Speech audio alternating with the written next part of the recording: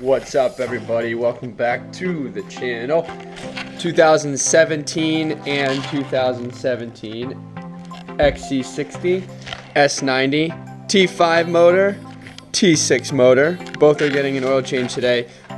They're both the same exact engine. Obviously, the T6 has the blower on it, the supercharger.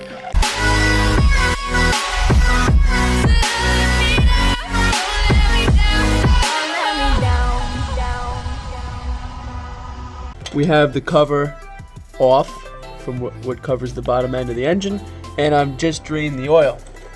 For those of you that have never changed the oil on these engines yet, they've been using this engine since 2016 model on the XC90. The oil filter, as you can see, is right here. You can remove it with a oil filter tool.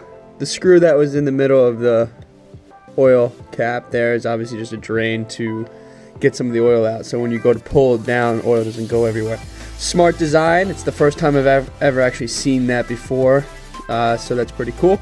So the next thing I'm gonna do is just drop that down. 6.2 quarts of oil, 5W30 full synthetic.